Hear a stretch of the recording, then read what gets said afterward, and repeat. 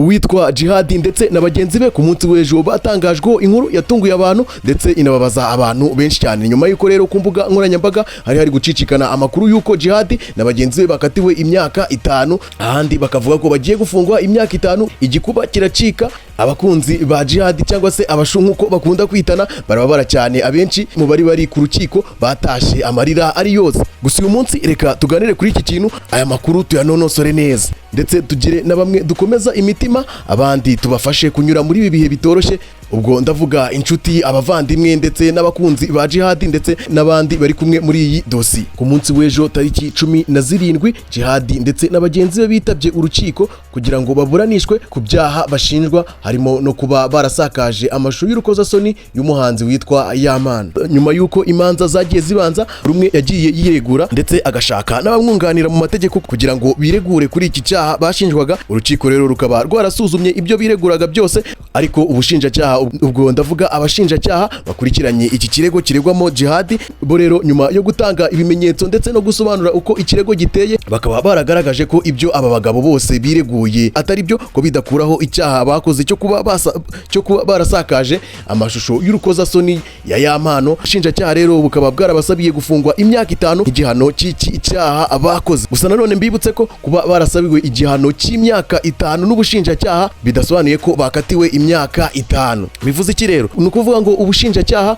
bukurikije ibyaha rushinja aba bagabo aribo Djihadi, Pazomani, Papinesta, Karisa John ndetse na Xavier, bwasanze aba bagabo uburemere bw'icyaha bakoze bakwiye gufungwa imyaka 5, hanyuma basaba urukiko ko rwabakatira imyaka 5. Urukiko rero rumaze kumva impande zombi ndetse n'icyo ubushinjacyaha bwasabiraga aba bagabo, bwanzuye ko ku itariki 27 z'ukwezi kwa kabiri umwaka 2026, ubwo ni ukuvuga ni mu cyumweru gitaha ku munsi wo kwa gatanu, aribwo hazasomwa imyanzuro yaturutse muri uru rubanza rwabaye ku munsi w'ejo ku itariki 17. Ubwo kuri uwo munsi nibwo hazatangazwa niba aba bagabo bakatiwe iyo myaka 5 bakajya kwimara muri gereza cyangwa se wenda bakagabanyirizwa igihano. Ukurikije ibi ngibi ni ukuvuga ko rero Djihadi ndetse na bagenzi be batari bakatirwa iyi myaka 5 nk'uko ku mbuga nkoranyambaga ejo byiriwe biri gucicikana, ahubwo ubushinjacyaha bwabasabiye ko bakatirwa imyaka 5. Umwanzuro nyawo uzamenyekana ku itariki 27, ubwo ni mu cyumweru gitaha, ubwo tuzamenya niba aba bagabo koko bagiye gufungwa imyaka 5 nk'uko ubushinjacyaha bwabasabiye ko bafungwa imyaka 5. Ubwo abakunzi ba Djihadi bajye ku mavi basenge barebe ko aba bagabo bazagabanyirizwa ibihano nibigere ku myaka 5 nk'uko umunsi w'ejo rero byatangajwe ko ari cyo gihano ubushinjacyaha bwabasabiye. Ubundi iyi dosiye irimo uwitwa Djihadi, Ishimwe Pazo cyangwa se Pazomani, akabamo uwitwa Papinesta, akazamo uwitwa Karisa John, akabamo n'uwitwa Xavier. Aba bose rero bakaba bakurikiranwe icyaha cyo kuba barasakaje amashusho ya Yampano ari gukora imibonano mpuzabitsina. Ni kenshi abantu benshi bagendaga bavuga ko iyi dosiye izazamo abantu benshi katari ababonyine bagakwiye kuba bari gukurikirwa, ariko urukiko rwo ruburanisha uwarezwe. Ni ukuvuga ngo niba nta muntu wakureze cyangwa se ngo gutangire dosiye, bivuze ko bataza kugufata ngo bakujyane kuburana. Ubwo naba ngaba babashije kuregwa, dore ko bari bafite n'andi madosiye afite ahuriye n'iki cyaha n'ubundi bari bakoze cyo gusakaza amashusho. Urugero nka Djihadi, murabyibuka mu minsi yatambutse ubwo havugwaga amakuru y'uko umuhanzi witwa Yampano nawe amashusho ye ashobora kuba yajya hanze. Rero Djihadi nawe akaba ari mu bagaragaye muri izo nkuru bavugaga ko rero amashusho ya Yampano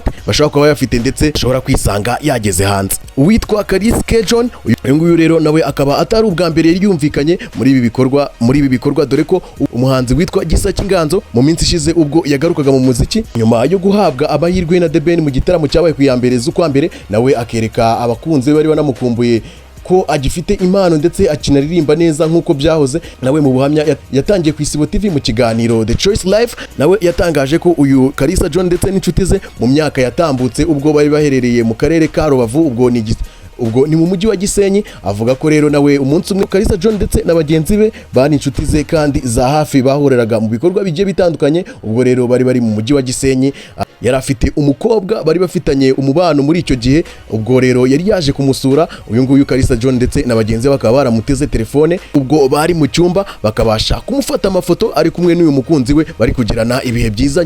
Nyuma akaza kumenya ko hari amafoto bamufashe. Ibi ngibi rero bikaba byaramuhungabanyije ubwo kubera ko yatekerezaga ko aya mashusho cyangwa se aya mafoto najya hanze ashobora kuzangiriza izina rye. Ibi ngibi rero byatumye agira depression cyane nk'uko yabitangaje, ndetse binamushora no mu bikorwa yagaragayemo byo kunywa inzoga ndetse no gukoresha ibindi biyobyabwenge. Avuga ko rero byamwiciye kariyeri ku rwego rukomeye, nubwo ari ibintu atabashije gutangaza, ahubwo yabigize ubwiro, ariko atazibagirwa ibintu bamukoreye byo kuba baramufasha amafoto n'amashusho batabimusabiye uburenganzira. Uyu witwa Xavier, urukiko we rwatangaje ko no mu busanzwe bwasanze amashusho muri telefone yiwe y'urukozasoni. Bivuga ko rero yari asanzwe acuruza aya mashusho, cyane ko ngo amashusho ya Yampano yo yagurishaga ibiceri 200 ku muntu wabaga uyashaka. Nuko byifashe ubwo ku munsi wo kuwa gatanu w'icyumweru gitaha tariki 27 ugutegereza tukazareba ibizava ku isomwa ry'urubanza ry'uwo munsi. Nje ndi Tiger the Great MC Sway.